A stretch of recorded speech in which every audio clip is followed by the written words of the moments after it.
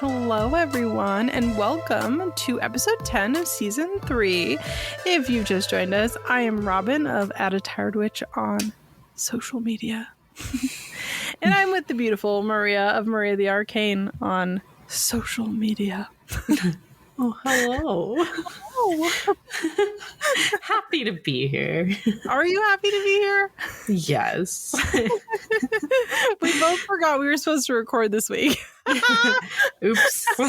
Oopsie. It's fine. We're fine. It's fine. Everything's fine. It's fine. It's good. It's better, if anything. Way better.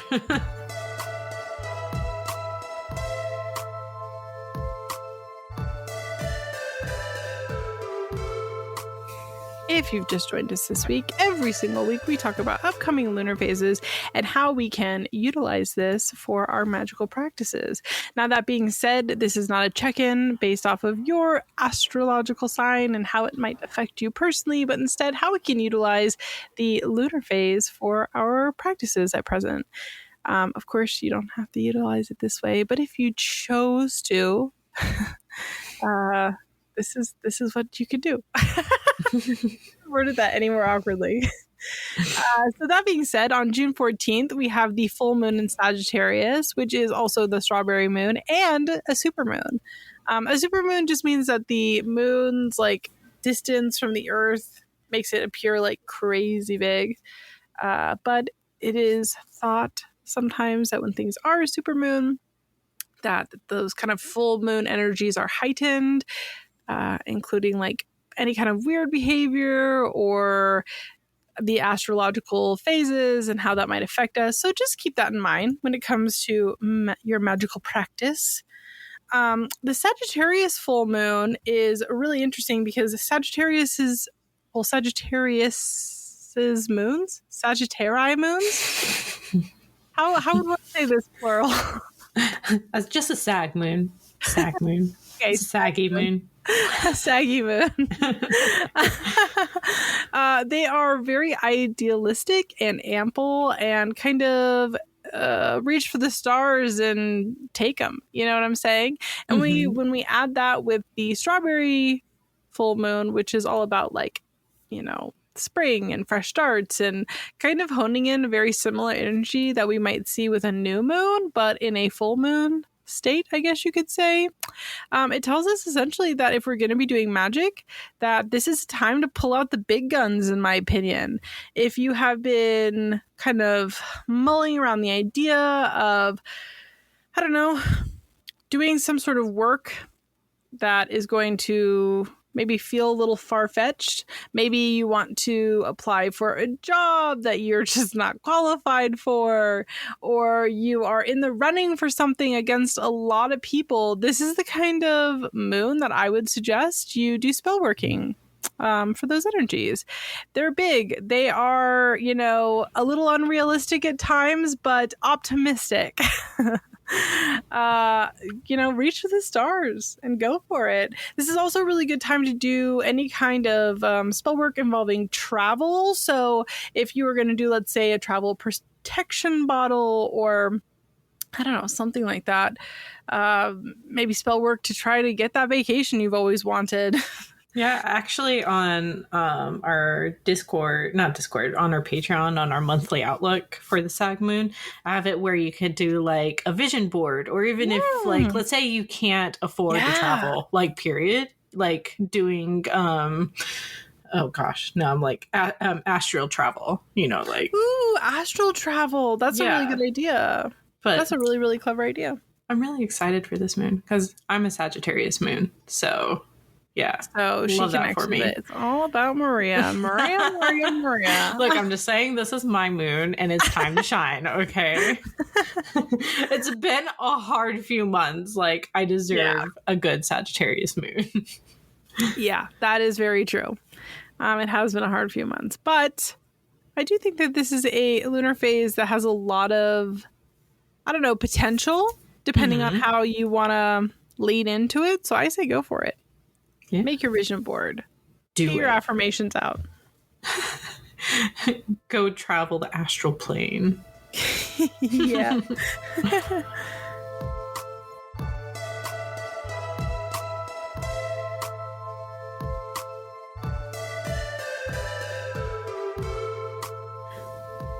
So, if you just started listening to us, every podcast we talk about a tarot card. We go over the universal meanings and then our own interpretations of the cards. Hearing other people's opinions helps beginners form their own, or even those who have been practicing for a while expand their views on different meanings. So, this week we are actually talking about the Lovers, which I'm pretty sure we haven't done before. Like, I checked through all the other episodes, so here we are. But anyways, on this card, you will see on the left side a naked femme figure, and behind them is an apple tree with a snake, which I'm sure you all get the reference of Eve and the Garden of Eden. And on the right side, we have a naked mask figure. Behind them is a tree on fire. Now, between them both between these both figures is a mountain, a cloud, and on top of that cloud, a divine figure, and the sun, and a sun over that divine figure looking out over our lovers. The bright sun is so huge behind the figure. Like, it takes up actually quite a bit of the card. But if you look closely at the figures, the femme figure's eyes is on the divine figure, while the masked figure's eyes are on the femme figure. But yes, a lot going on in this card. So the universal keywords to this card are love, choices, unions, and partnerships. Now, I view this card a little bit differently than what the keywords have to say. And for me, this card almost always represents challenges that stand in the way of our heart's desire or what we want the most. This doesn't always have to deal with like relationships. It can deal with, like, let's say a job, an outcome in life we really want to reach. No matter what, it is going to take work and for things to come together in the way that we want. Just because you may consider something fate, destiny, doesn't mean it's going to fall in your lap with little to no effort. Now, when we look from it from a romance perspective, I see this a lot when one partner really wants things in a relationship to work out, wants things to deepen or to fix their problems, but their partner is either fine with how things are or doesn't want to put any effort at all into making things better. Now, this isn't to say like the relationship is doomed, but the only way it is going to work out is if both parties are willing to do the necessary work, overcome that mountain and meet in the middle. And in order to achieve that positive outcome that one partner wishes. Now, the same could really be said, let's say, like something about wanting like a better position at work. If the card pops up in a reading regarding that, like, you'll have to convince the other party that you are worthy of that promotion. You make them want them, make them want you as much as you want that position, if that makes sense. How do you view this card? I view it very much so as a choice card. So I would definitely say that you and I don't veer too differently. But what I look at it is a choice of what is good for you versus what you want. What you need versus what you want. You know, one choice might be something that you're very enamored with, but just because we're enamored with something or the idea of something doesn't mean it's going to put us in a direction that is necessarily best for us. Where the other, option might not be as appealing, and yet it's going to help us grow. It's going to make us happier, whatever. So I view it as a kind of, choice card. And oftentimes when I see this come up in a reading, it's usually is for love readings, and people get very excited and they're like, oh, soulmate connection. And I'm like, no. The Lovers typically comes up for me in readings where it's a shit or get off the pot situation. And that doesn't necessarily mean, like, I know most people might think like being in love or getting engaged, but instead it's you need to decide you're either fully in with this person or you're fully out, and you need to shit or get off the pot. So it's usually they're not fun choices that we have to make in our lives, but ones that are necessary. So I actually hate this card pretty passionately. I don't know about you, but Oh, no. I see it. Obviously, I'm always with like, my thing, like, it's like, oh, great. I'm going to have to work for it. Yeah. Whenever I see it, I'm just like, yikes.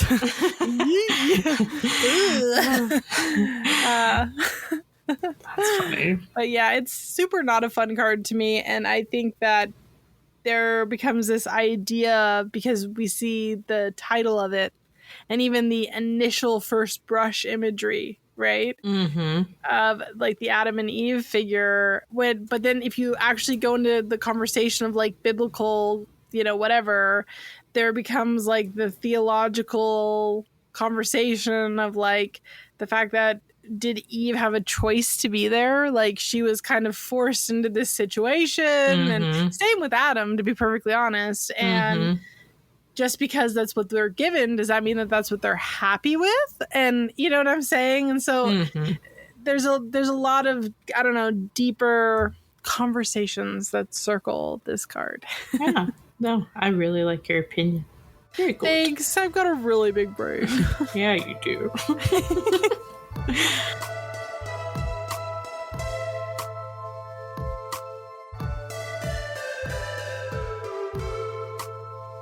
So welcome to our horniest episode ever. Officially. For real this time. I'm serious, guys. It's officially the horniest episode ever. We or maybe it's not. Maybe this is going to be very not horny, and we're just going to talk it to you, and you're going to go. It's going to be very NPR-like. We'll see. How dry. Get your best monotone voice out. Welcome to the horniest episode ever. We are going to discuss all things sex magic and our personal knowledge of it. So if you have littles, now is the time to put earmuffs on. Yes. Warning. Although you shouldn't have your kids listening to this anyway. It does say explicit. I say fuck a lot.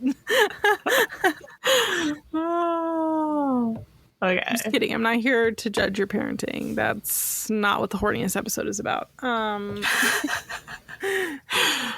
So, like, sex magic and even like sex magic cults have been like around for like a very long time. And in my opinion, with how much it has stuck around for a long time and how long it's been utilized by many witches and magical people over, so many centuries, and how well it's been very well documented, only shows like how much that it is effective, at least in my opinion. I will say, before we fully dive into this, I think we should say what sex magic is not. Sex magic is not a fetish. It's not a kinky game. It's not, I mean, it can, I guess, be a way to spice up your life, but this is... sex magic isn't just a spooky fucking. It's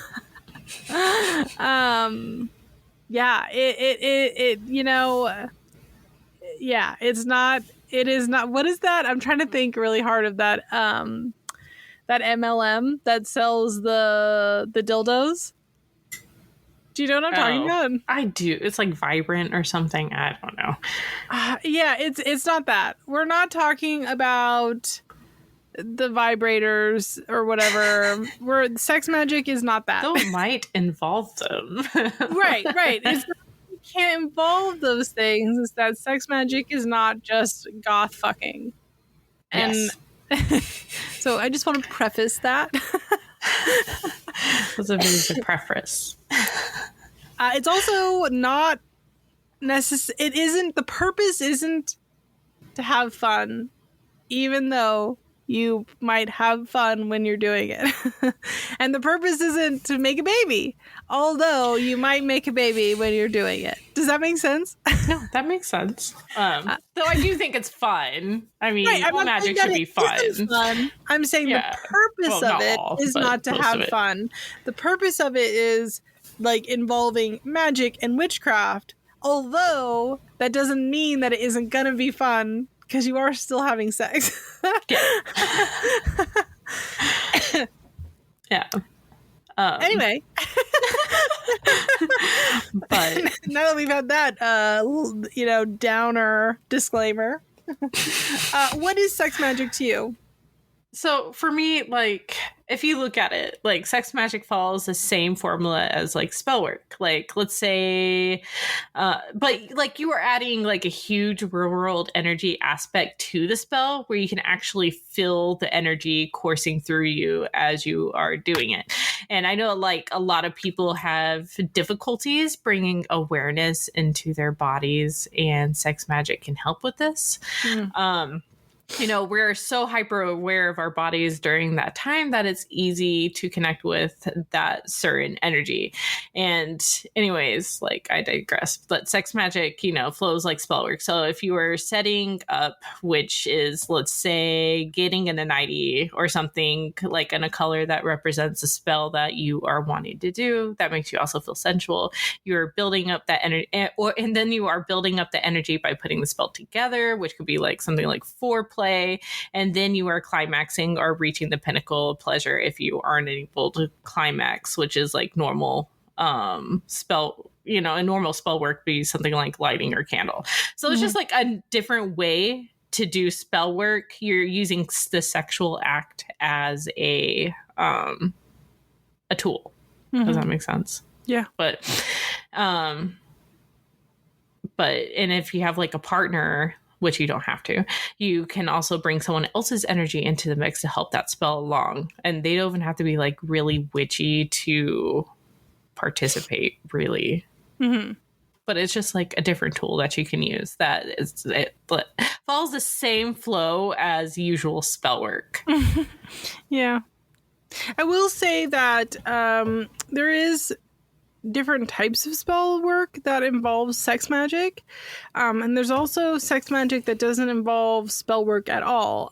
Ceremonial magicians typically will do some form of sex magic for a variety of reasons. I know Maria and I have talked about this multiple times. We are not ceremonial magicians. So the types of sex magic we are talking about today are not that. Yeah, not ceremonial at all. Yeah, it is not ceremonial or representative of things like the divine feminine and masculine like you might find in traditional Wicca.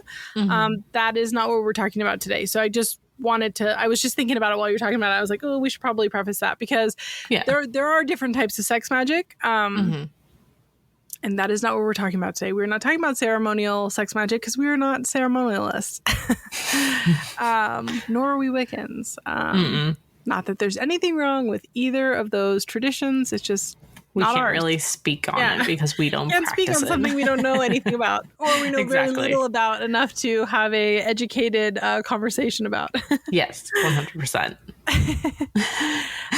Sex magic, in my experience and opinion, is not a complete spell on its own, but instead the end of a spell. So, you know, historically, I do, let's say hypothetically, I'm doing some spell work and I'm gonna do, I don't know, candle magic to, I don't know, protect my household. It maybe sounds a little silly to do sex magic for protection, but we're just using it as a neutral example. And I might then at the end of that spell, you know, meditate on it or go out into the real world and perform something like physical that is a representation of the spell work that I've been doing. For example, when I do household protections for my house, obviously, household protections, welcome to the redundancy department of redundancy. I would then go and I would like surround my house or make a border around my house with eggshells, right? Because that takes the spell work into like the physical realm and gives it that sort of physical representation. And so when I've done spell work that involves sex magic historically, that's like the last step of the spell for me. So I maybe am doing whatever spell work at my altar or whatever, and the final step is making that kind of physical manifestation, that physical representation, the climax, if you will, with sex magic. Yeah.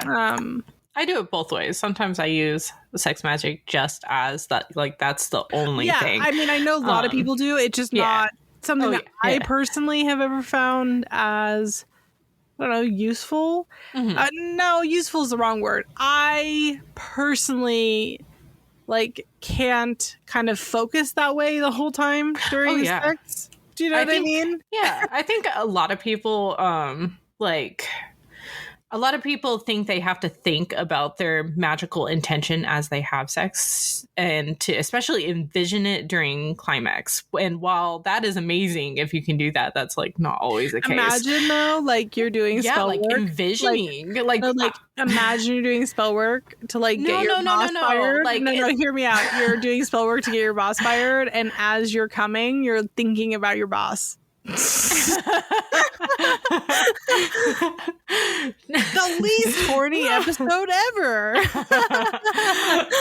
No, but like I know that a lot of people can't do it, but I can envision stuff while like achieving like climax. But you know, there are other ways to do this. Like you can write out your intention and place it like under a mattress, or make like a vision board and put it like somewhere near your bed that is in like your direct line of sight. Living for vision boards right now. I love know, right?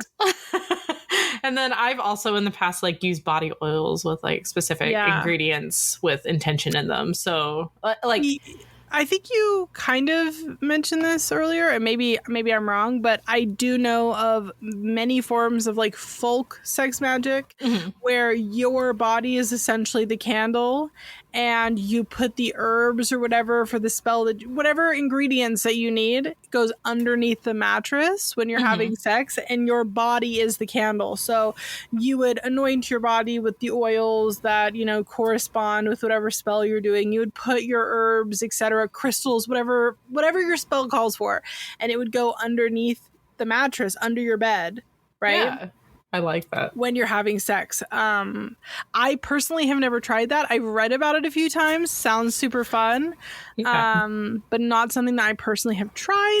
That doesn't mean it doesn't work, but I have heard of it. I've done the oils. Like I do like to use the oils for anointing, and then I also sometimes have like a candle going on the side that also like, as you said, kind of like the thing of the spell where it's like a spell within a spell sort of situation. But I know it sounds silly, and it takes a certain type of person or couple to do this, but like I know some people also have that like hype dirty talk your intention. Now, like, excuse me? No, me and my wife don't do this, but I have heard about this. Don't lie to me at this time. No, don't lie to all of us. No, I'm not into. I can't dirty talk. Imagine me dirty talking. No, we're 3 seasons deep at this point. You cannot lie to your audience. You look square in the face and you tell me that you two are not sat there going, yeah, you're gonna get that money? No. Is our house so protected right now? I know people that do that, and like they'll, like ask each other how bad they want that vacation. Or oh my god, I love that. Obviously, not like we're just laughing because like we're laughing outside of our comfort zone. Laughing. If you can do that, I am so happy for you. Here's why I'm laughing. Because I don't do that. Like, I don't dirty talk. I am way too awkward.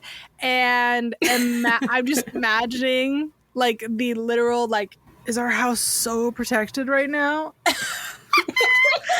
Oh, that's so, like, I'm just picturing myself doing that. And it is laughable. Like, because I don't do that. No, I'm a good Christian woman. I'm a good Christian woman. That's so funny. I think if I were to do that, my husband would pass away.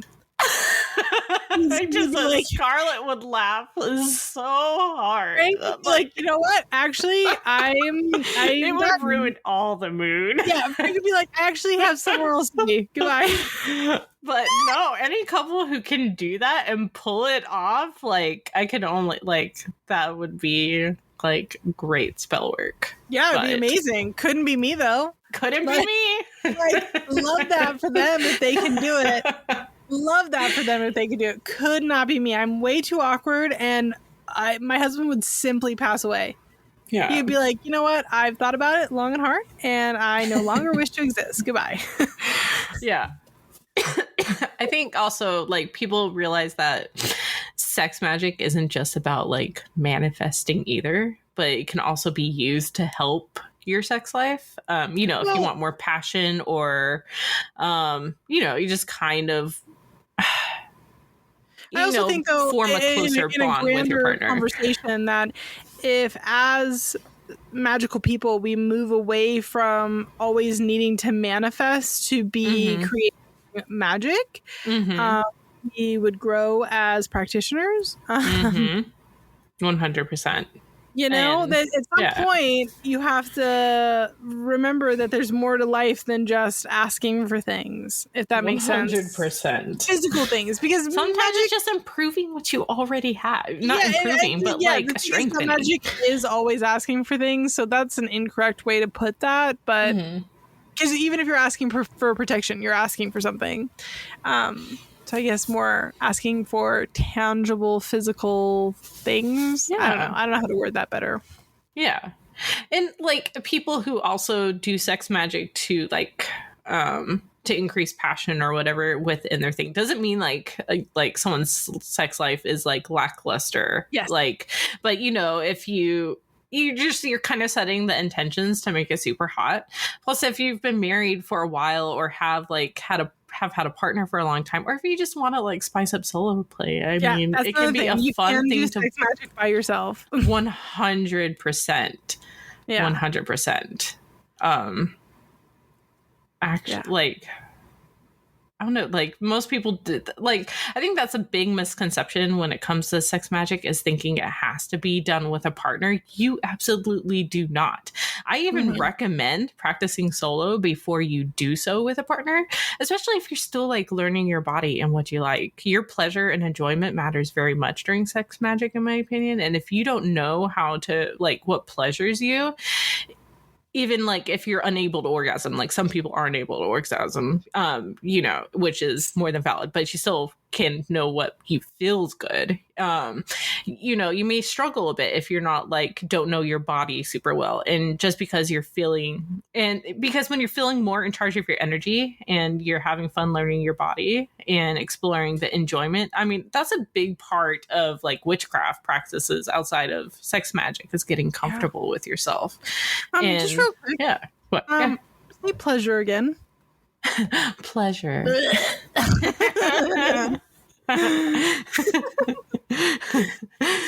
Pleasure sensual. Now that we've talked about solo pleasure and partner pleasure, Maria, what would be your number one piece of advice, a bit of a precautionary advice for sex magicians?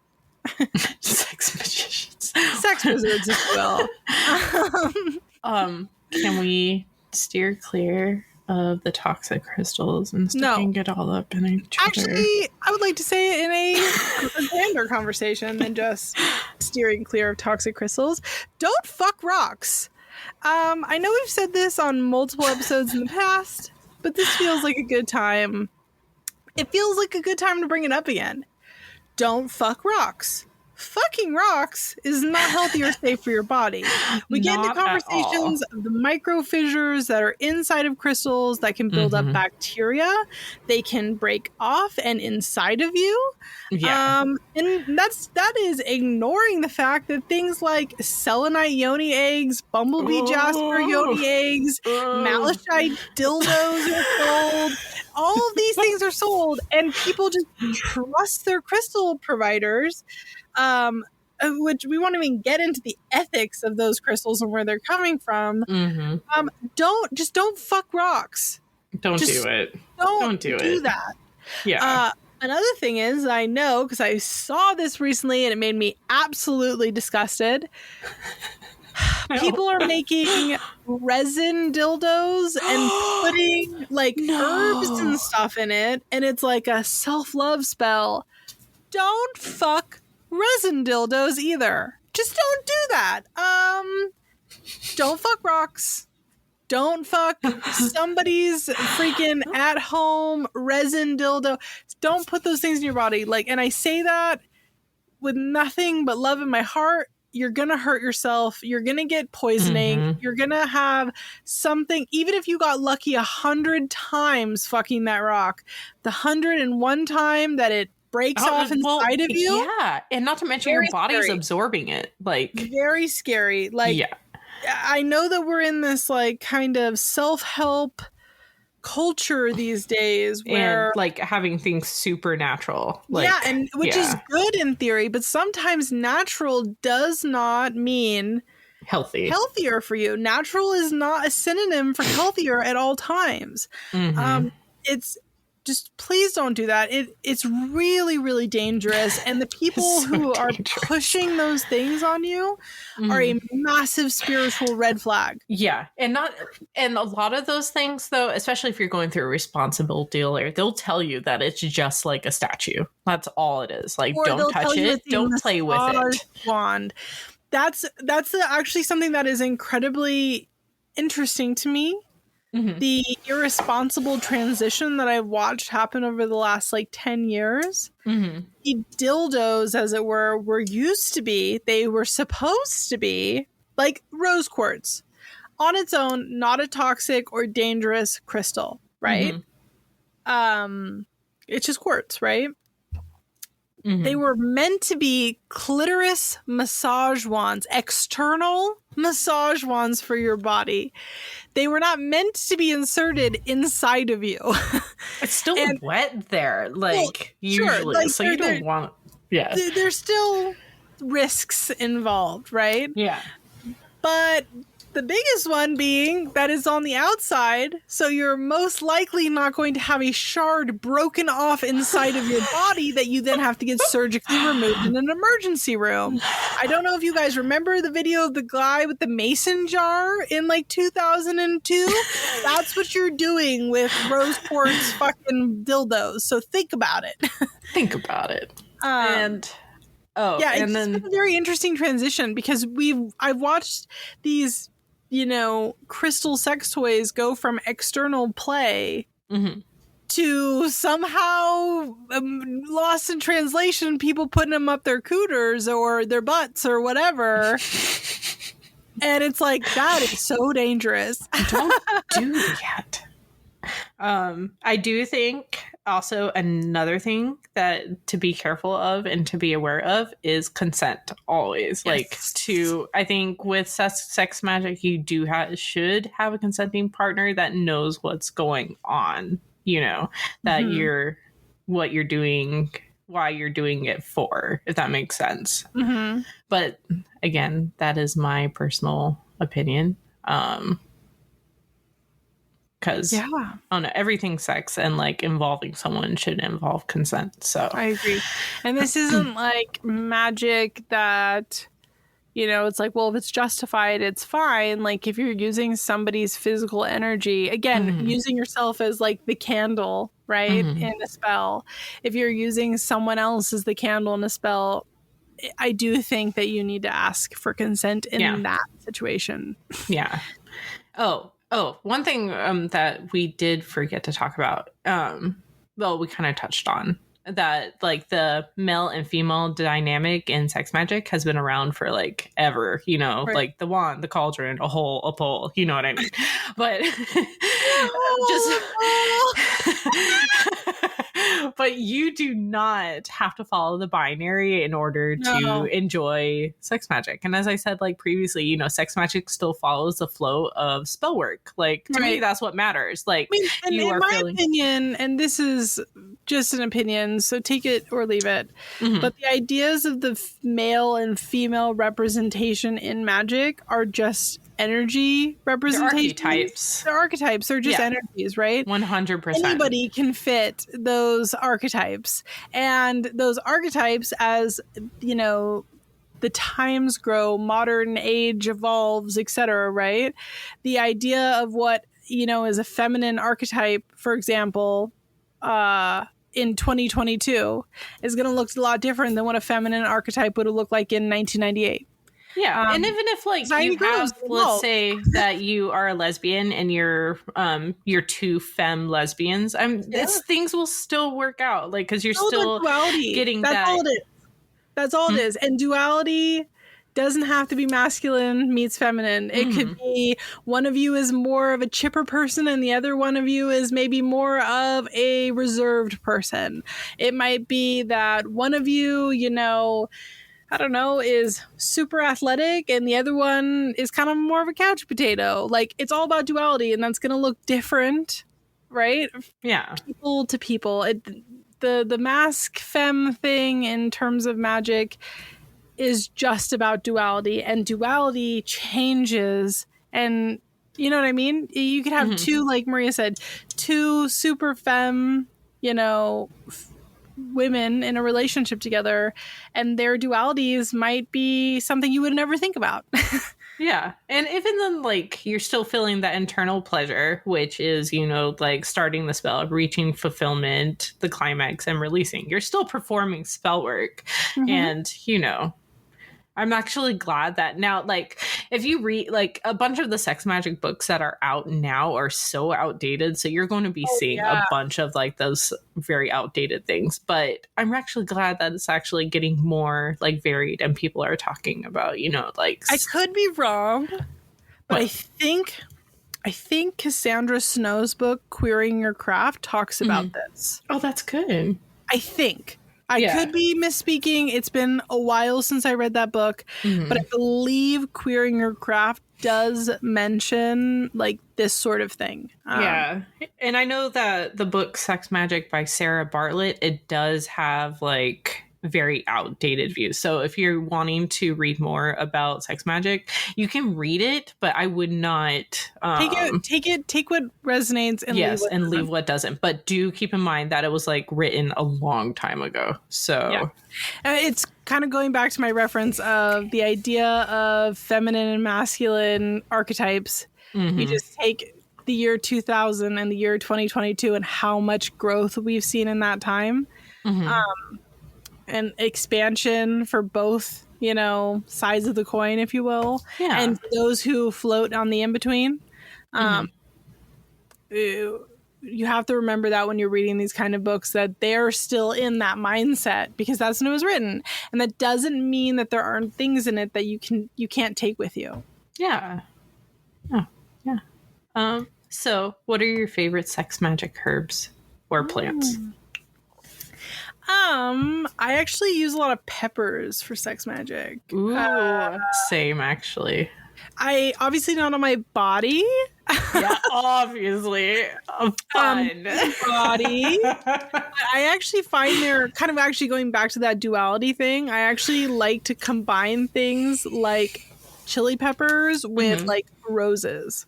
You have this sweet, soft kind of side of the coin, and then you meet it with that kind of sharp, hot, you know, has to be used in minimal whatever. And I find that those kind of combinations when it comes to sex magic is really useful. What about you? Yeah. So most recently I've been getting into dried wood nettle. Because like the lore and history of it was that it used to be used for like it stimulates down there because, you know, even dried nettle, it's still kind of like, it doesn't sting, but it like makes your, you know, hands tingle. But it's supposed to stimulate you. I'm not saying put it on your body. Please don't put it on your body. I wouldn't put it on my body. I know people do for arthritis and stuff like that, but I just meant don't put it on your hoo-ha, like, or your don't put it on your coochie gang. Yeah. That's but I like adding that to spell work, and I like using like fresh fruits like cherries, strawberries, and chocolate, roses. And if you want to look for a wild weed that's actually considered an aphrodisiac, cudweed. Cudweed is very ugly, but it's been used as an aphrodisiac in like holistic medicine for a very long time. And I know it sounds counterproductive to its name, but chaste tree flowers are also known to be for like sex and owning your own sexual like health and stuff like that. And I like to use those in spells as well. They grow in my front yard, so it's perfect. And then I'm also a big fan of cinnamon and saffron. And also... Saffron, yes. And I really like violets. Violets are actually correspond to sapphic love. So I would have never have thought to use a violet, actually. yeah, well, like it has ties for like lesbian relationships and things like Well, that. So that would make sense. yeah, It doesn't apply to me. but those are the things I like to add in like sex magic and stuff like that. And I think like using aphrodisiacs and spell work, not necessarily eating them and taking them or putting them on your body, can like helps. Even like, let's say you're manifesting, but it's not for just the making your sex life more spicy, but it can help you raise your energy in order to achieve that manifestation. Does that make sense? Yeah, it does. Okay. Yeah. I love it. Yeah, I've actually been collecting like my own nettle, and I will 100% tell you, like, collecting fresh nettle is like 10 times better than just buying from the thing. Yes, it's amazing. Like, there's this place near me that has wood nettle, and they're huge. Like, think of nettle and then like supersize it. Like, you do not want to fall into them. Yeah. But like, they're really nice, and I've been drying my own. It's 10 out of 10. Yeah. So pretty.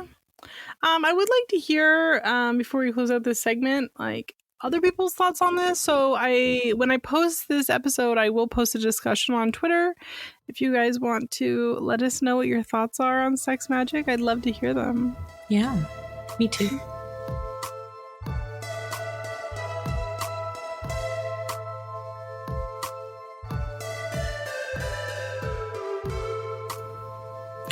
So, Robin, what is stirring your cauldron this week? I did not sound sexy that time. Maybe it's because of our last segment, but I am fully erect.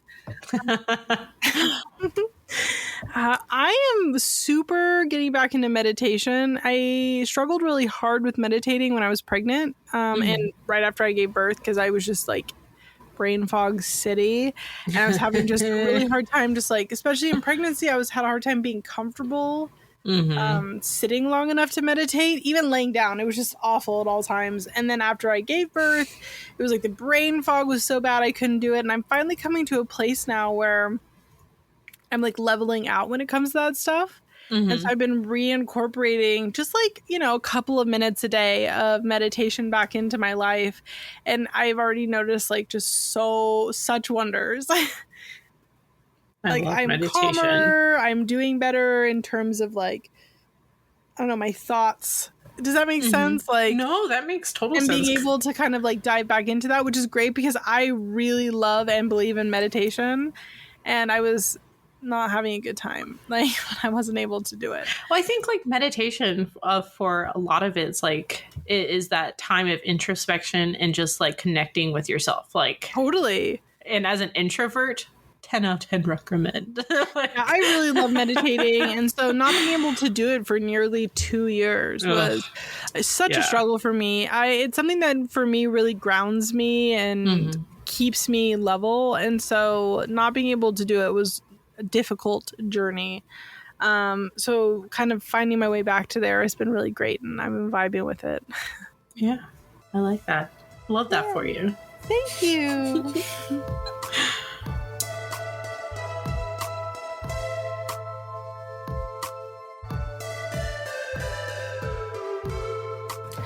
So, Maria, what's not stirring your cauldron this week? Okay, I'm going to tell you. I'm going to call out a few friends and even some of our Discord babies. Maybe. Just know, this is out of love. I am the mama witch, and you will listen to me. I'm just kidding. Are you going to call me out right now? Huh? Are you about to call me out right now? Ma'am, I'm not prepared for this. You? No, you haven't said anything. Okay. You're not. No, it's not you. I'm an angel. I'm perfect. I didn't do anything wrong. Okay, perfect. But I know we say this very often, but you guys are way too freaking hard on yourselves. So hard.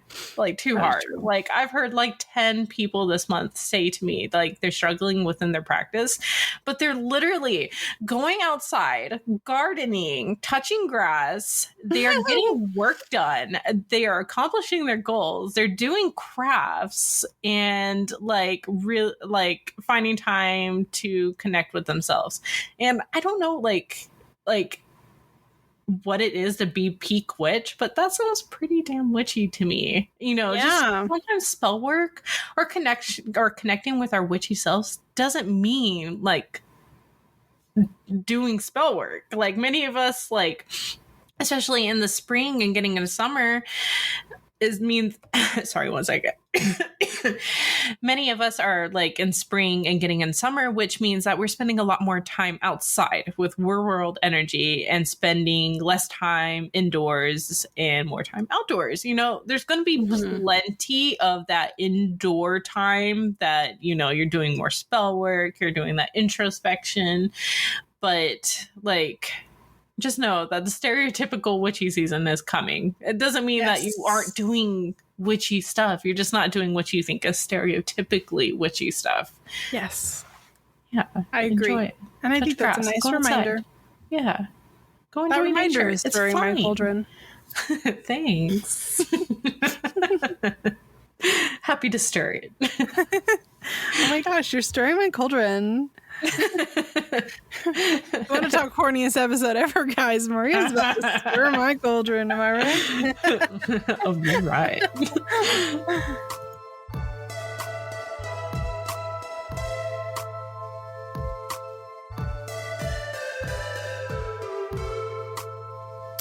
If you've just joined us this week, every single week we talk about creators that we are loving right now. This could be anyone from artists, authors, bloggers, I don't know, puzzle makers. Are you a puzzle maker in our area? Oh my gosh, someone needs to make a witchy like puzzle. All right, you heard it here, folks. Make a witchy puzzle and get back to us. Oh my gosh, I'm going to write I'm going to write Corinne from Cocorina. Yeah. And ask, I'd be like, hey, can you make a puzzle? I have an idea for you. Have I got an idea for you? An award-winning idea, some would say. I mean, I don't know how many people will buy it, but I will. Maria will. Anyways. So, that being said, these are creators that we have found organically. These are not sponsored. These are just stuff we think is cool right now. So that being said, Maria, who are you digging right now? I am digging. So this is like a little startup thing. Like, I believe they have a Kickstarter and stuff, but they're going to start making a thing called Little Witch Books. And they're actually Little Witch Books on Instagram. And they're going to be having a book come out that's calls A Little Witch Hosts Samhain Supper. And I just think it's so cute. And like, if you look at the illustrations and all that, it's just like perfect. And I'm really excited for it. It's black and gold, guys. I'm just like to point out the fact that it's black and gold.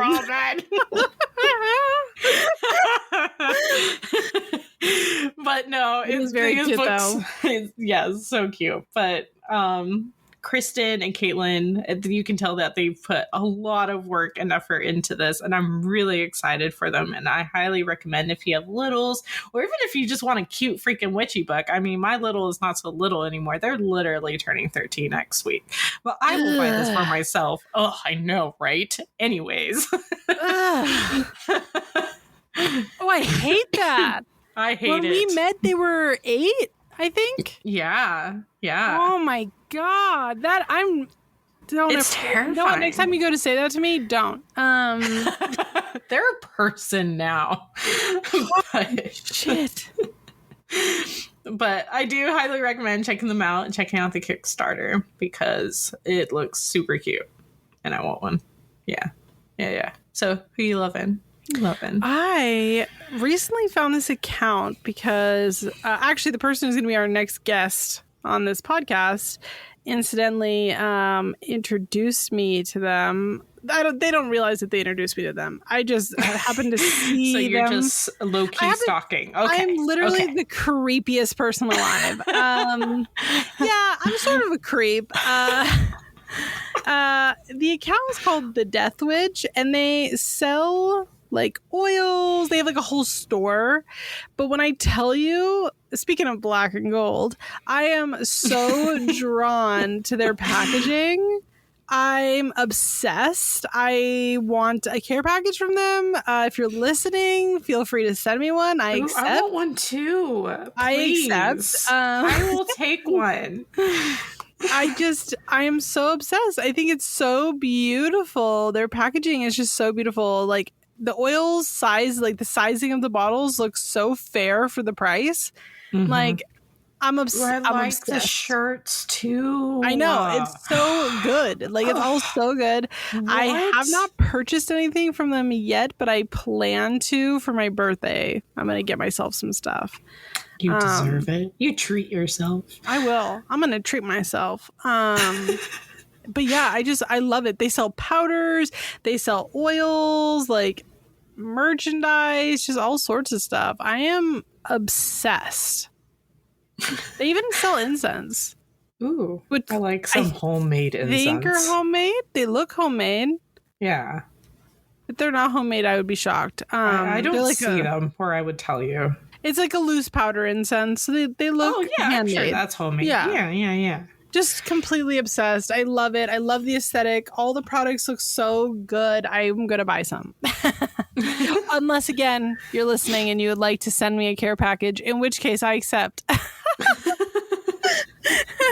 I take it with open arms. With arms wide open. Oh, no. Oh no. Oh no. Creed's been introduced to this channel. We're in so much trouble. So much trouble.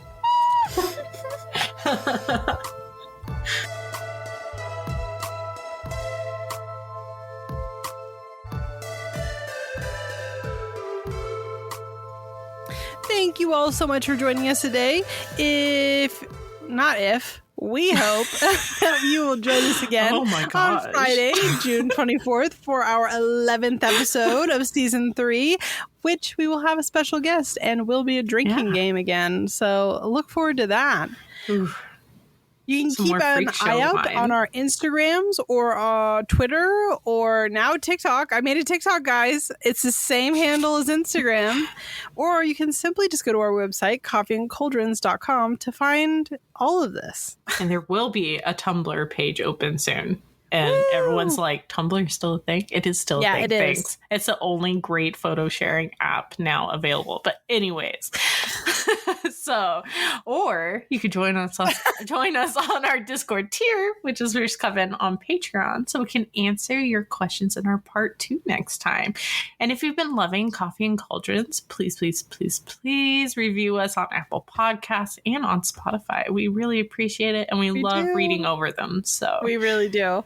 We enjoy them a lot. You'll even get to hear our lovely, sexy, sensual voices for an additional 30-ish minutes an episode for being on the Patreon casting tier and up. So again, this is Coffee and Cauldrons with Robin from Meta Tired Witch on social media. And I'm Maria from @Maria the Cane on Instagram. Like, I completely messed up my username. Yeah, she meant social media, guys. She didn't mean Instagram. She meant social media. Okay, ready? Yeah.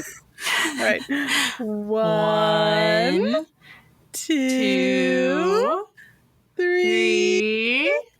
Bye, witches! How was it on your end? Was it good? It was really good. I'm getting too good at this. We're getting harmonious. Yes. Harmonious. Are we boys to men? Oh yeah. We're harmonizing. We're doing all of that. It's so good.